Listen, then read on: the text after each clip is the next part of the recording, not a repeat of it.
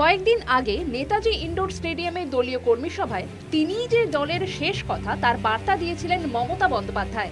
তাহলে কি দলে অভিষেক বন্দ্যোপাধ্যায়কে কোণঠাসা করার চেষ্টা চলছে?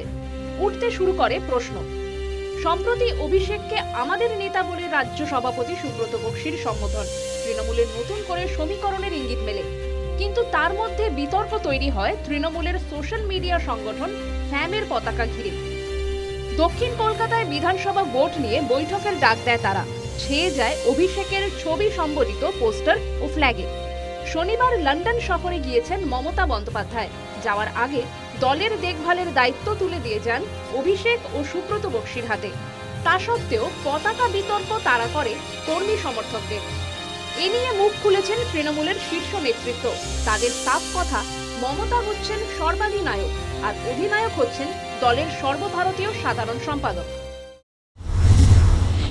অ্যাজ হোল আমরা দলের তরফ থেকে তো যেমন কাজ করার করছি, প্রত্যেকটা গ্রুপের নিজস্ব তারা তাদের সংগঠনকে মজবুত করার জন্য কাজ করছে। সেখানে ফ্যামের একটা গুরুত্বপূর্ণ ভূমিকা আছে। তো সেই জায়গা থেকে আজকের মিটিং যথেষ্ট গুরুত্বপূর্ণ। এটা নিয়ে বিজেপিরা তো বিতর্কের জায়গা কেন, কোথা দিয়ে আমি তো এটা বুঝতে পারছি না।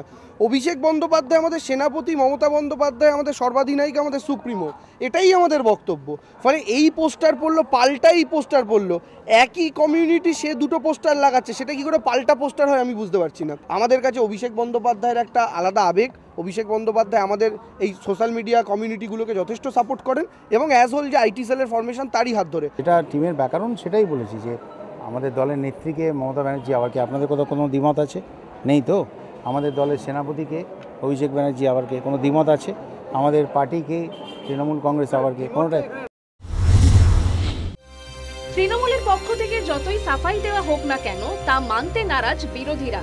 তৃণমূলের পিসি ভাইপোর ক্ষমতা দখলের লড়াই শুরু হয়েছে বলে দাবি করা হয়েছে।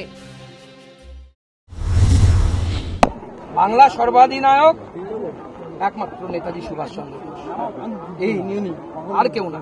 হ্যাঁ, চোর কোম্পানির যদি সর্বাধিনায়ক সর্বাধিনায়িকা যা যা হওয়ার সর্বাধিক ভিলেন সব হয়ে যাক, নায়ক নায়িকা ভিলেন, আমাদের কোনো আপত্তি নেই। ওই চোর কোম্পানির মাথায় কে কি বসলো ওটা নিয়ে বিজেপি মাথা কেমন। বাংলা মানুষ ওদেরকে দিব্যি দেয়নি কে একজন সেনাপতিনি হও, একজন সেনাপতি হও। বাংলার মানুষ তাদেরকে দিব্যি দেয়নি। তারা নিজেরা নিজেকে তৈরি করছে কে সেনাপতিনি, কে সেনাপতি। এতে আমাদের কোনো মাথা ব্যথা নাই। কিন্তু কেন এটা আজকে বলতে হচ্ছে যে কে সেনাপতিনি, কে সেনাপতি, কেন বলতে হচ্ছে? এটা প্রয়োজনটা কেন হলো? এটার মধ্যে দিকে এটা প্রমাণিত হচ্ছে না তৃণমূল দলের মধ্যে অন্তর্বিরোধ ধীরে ধীরে ধীরে ধীরে বিস্ফোরণের চেহারা নিচ্ছে।